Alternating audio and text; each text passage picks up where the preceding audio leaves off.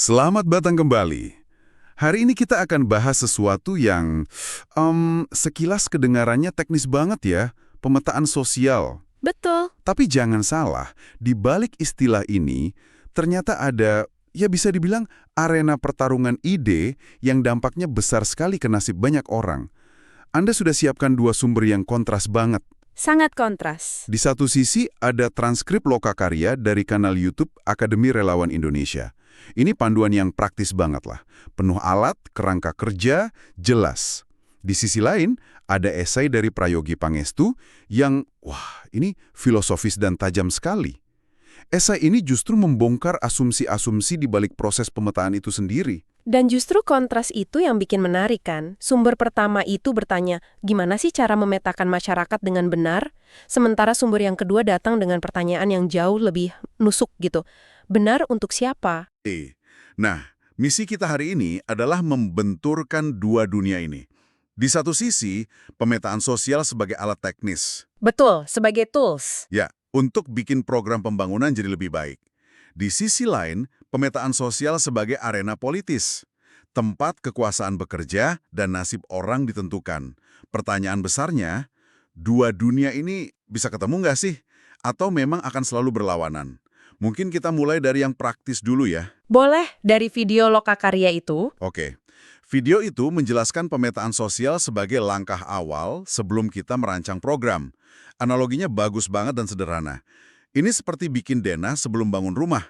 Tujuannya ya biar programnya efektif tepat sasaran. Sangat logis ya. Kita harus tahu kondisi lahannya dulu sebelum membangun apapun. Video itu juga menjelaskan kalau yang dipetakan itu bukan cuma jalan atau sungai, bukan geografi saja, tapi struktur sosial masyarakat. Struktur sosial. Iya, ada dua konsep utama yang mereka ajukan. Pertama, stratifikasi sosial.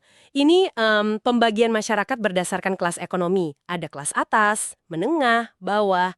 Kedua, diferensiasi sosial. Ini perbedaan yang sifatnya lebih setara, kayak suku, ras, agama, atau gender. Oke. Tujuannya apa? Ya supaya kita tidak membuat program yang pukul rata untuk semua orang.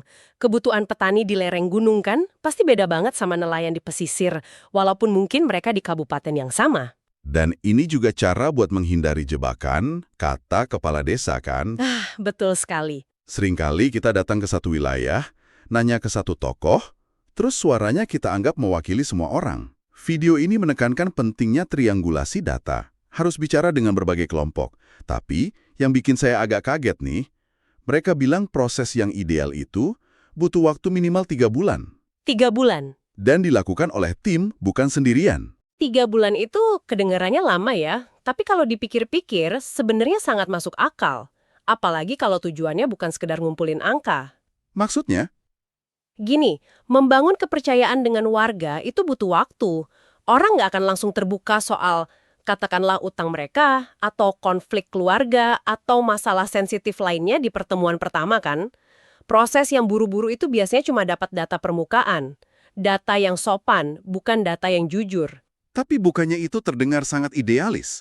Di dunia nyata, kan lembaga-lembaga pemberdayaan, mau itu pemerintah atau NGO, seringkali punya dana dan waktu yang terbatas banget. Mereka dituntut cepat menunjukkan hasil. Ada jalan tengahnya nggak sih antara idealisme 3 bulan ini dengan realitas di lapangan? Pertanyaan yang valid banget. Jalan tengahnya itu menurut saya soal prioritas dan metode. Mungkin nggak semua aspek bisa dipetakan sedalam itu dalam waktu singkat. Tapi yang nggak bisa ditawar adalah prinsip partisipasinya. Oke. Jadi, daripada tim dari luar datang dan meneliti selama 3 bulan, mungkin akan lebih efektif kalau kita melatih beberapa warga lokal untuk jadi pemeta di komunitas mereka sendiri. Menarik. Ini menghemat waktu dan hasilnya seringkali lebih kaya karena mereka paham konteks yang mungkin nggak akan pernah bisa ditangkap orang luar. Jadi perannya geser dari peneliti menjadi fasilitator. Oke, itu perspektif yang menarik. Nah, panduan dari lokakarya itu kemudian ngasih kerangka yang sangat konkret, yaitu memetakan wilayah lewat 5 modal atau capital. Ini yang menurut saya bagian paling bergunanya sih. Pertama, modal manusia. Ini bukan cuma soal ijazah ya. Bukan. Tapi juga keterampilan warga, data 10 penyakit terbanyak yang diderita, bahkan sampai minat generasi muda untuk bertani.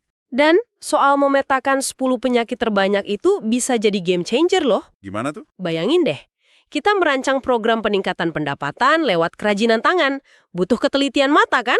Iya, betul. Tapi ternyata sebagian besar warga lansia di sana menderita katarak. Program itu sudah pasti gagal. Data kesehatan jadi bukan urusan dinas kesehatan saja, tapi jadi fondasi untuk program ekonomi. Benar sekali. Kedua, modal finansial. Ini soal akses warga ke bank, koperasi, rata-rata pendapatan, punya utang atau tidak, jumlah simpanan. Dari sini kita jadi bisa dapat gambaran yang lebih jujur soal kondisi keuangan keluarga sebenarnya gimana. Ketiga, modal alam. Sumber daya kayak sawah, sungai, hutan. Dan yang ditekankan di video, yang penting itu pola kepemilikan lahannya. Nah, itu. Milik pribadi, komunal, atau malah dikuasai segelintir orang saja. Poin kepemilikan lahan itu krusial banget. Seringkali program pupuk gratis atau bantuan bibit itu gagal total. Bukan karena teknis, tapi karena sebagian besar warga ternyata bukan pemilik lahan. Mereka cuma buruh tani. Oh, Bantuan itu akhirnya cuma menguntungkan si pemilik lahan, bukan mereka yang kerja. Tanpa memetakan ini, kita bisa salah sasaran secara fatal. lanjut ke yang keempat, modal fisik. Ini yang paling kelihatan mata lah ya. Kualitas jalan, ada air bersih atau enggak, listrik, sampai hal modern kayak sinyal internet. Dan apakah desa itu sudah ada di Google Maps? Itu penting sekarang. Penting banget. Dan terakhir, yang paling abstrak tapi mungkin paling menentukan, modal sosial. Ini soal nilai-nilai, tradisi gotong royong, tingkat kepercayaan antar warga, dan mekanisme penyelesaian konflik. Mengukur modal sosial ini memang paling susah. Nggak ada angka pastinya, tapi bisa dirasakan. Contohnya, Misalnya, apakah warga itu saling percaya buat menitipkan anak ke tetangga? Kalau ada sengketa, mereka lari ke polisi atau diselesaikan lewat tokoh adat. Ini adalah lem yang merekatkan masyarakat. Tanpa modal sosial yang kuat, program sebagus apapun bisa hancur karena konflik internal. kerangka 5 modal ini kedengarannya komprehensif banget ya. Sangat. Rasanya semua aspek kehidupan sudah tercover. Dari kesehatan, uang, alam, infrastruktur, sampai hubungan sosial. Terus terang, kalau saya perencana program, saya bakal percaya diri banget pakai checklist ini. Rasanya kayaknya nggak ada yang bisa salah deh. Dan justru di saat kita merasa paling yakin itulah. Nah, Esai dari Prayogi Pangestu ini seolah-olah datang dan membalikkan meja. Esai itu pada dasarnya bilang, hati-hati, peta yang paling komprehensif sekalipun tidak pernah netral. Setiap peta, setiap data yang kita kumpulkan itu adalah sebuah pilihan. Dan setiap pilihan adalah tindakan politis yang punya konsekuensi. tunggu, apa maksudnya tindakan politis? Bukannya kita cuma mengumpulkan fakta di lapangan? Esai itu mengkritik 3 hal dalam pemetaan konvensional. Pertama, reduksionisme angka. Oke. Realitas sosial yang rumit, yang penuh cerita dan emosi, itu disederhanakan jadi tabel dan grafik.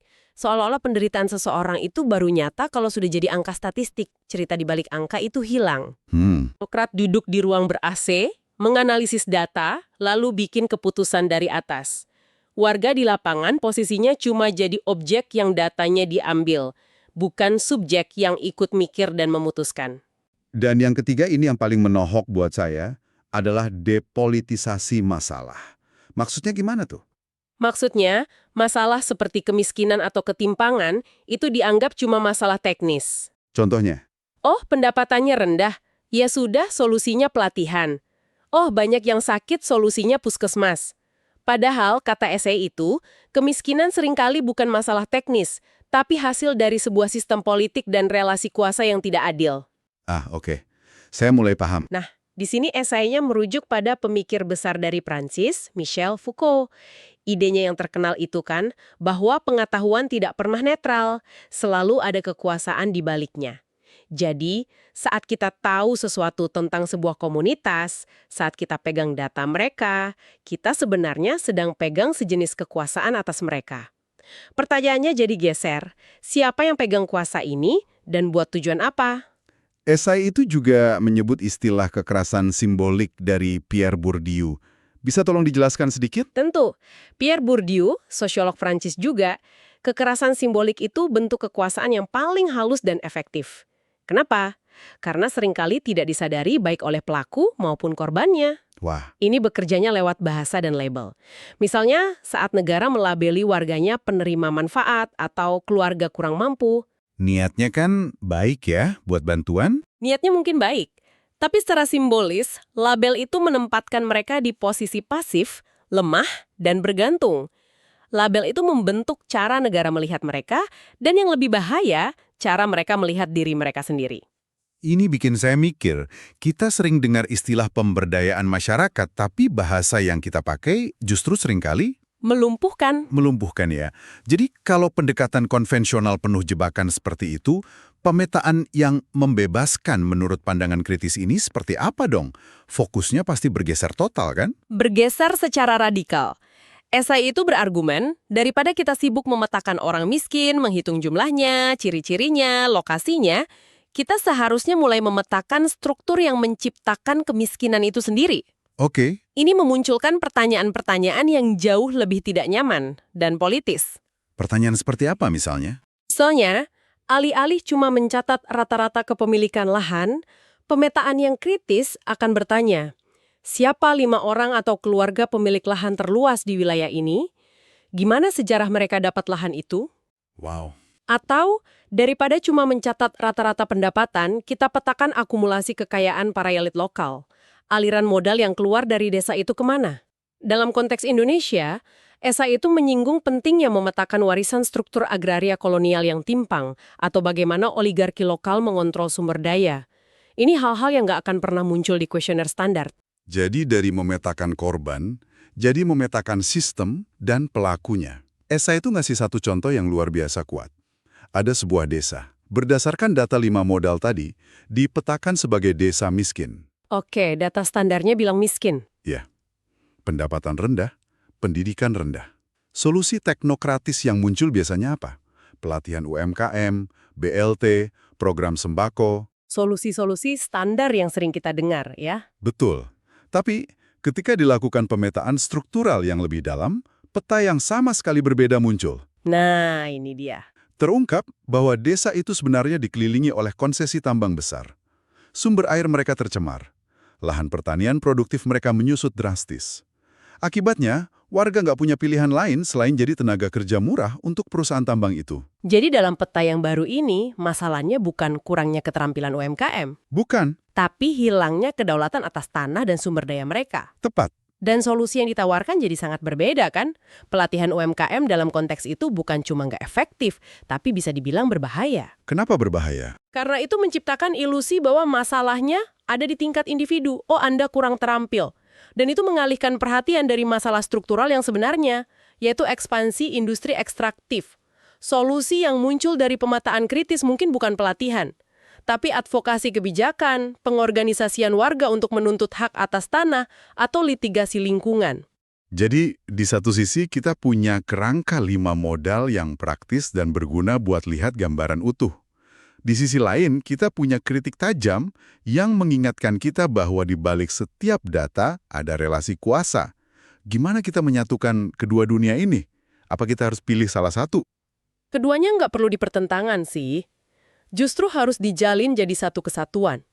Kita tetap butuh alat-alat praktis dari lokakarya itu. Kerangka 5 modal itu bagus banget untuk memastikan kita nggak cuma fokus pada ekonomi. Oke. Teknik wawancara, FGD, itu semua alat yang valid.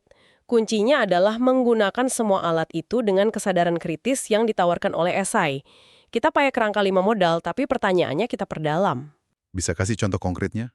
Tentu, saat memetakan modal finansial, kita nggak cuma tanya berapa utang Anda, tapi juga Anda berutang kepada siapa, rentenir, bank, atau koperasi, bunganya berapa. Ini mulai memetakan struktur permodalan yang menjerat. I see. Saat memetakan modal sosial, kita nggak cuma tanya apakah gotong royong masih ada, tapi juga siapa yang paling diuntungkan dari gotong royong ini.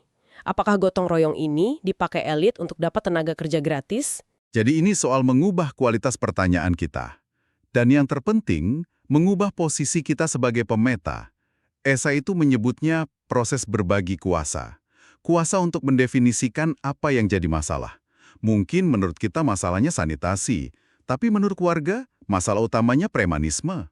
Suara siapa yang jadi prioritas? Persis. Ini tentang menggeser proses pemetaan dari ekstraksi data menjadi proses pendidikan bersama. Tujuannya bukan untuk menghasilkan laporan tebal yang akan disimpan di rak kantor. Yang sering terjadi. Tapi untuk menghasilkan kesadaran kolektif di tengah masyarakat itu sendiri, peta yang baik, menurut pandangan ini, adalah peta yang bisa dipakai oleh warga untuk membaca realitas mereka sendiri dan kemudian bertindak untuk mengubahnya. Ada satu kalimat puitis dalam esai itu yang sangat melekat di benak saya. Tujuannya adalah menulis ulang statistik menjadi kesaksian.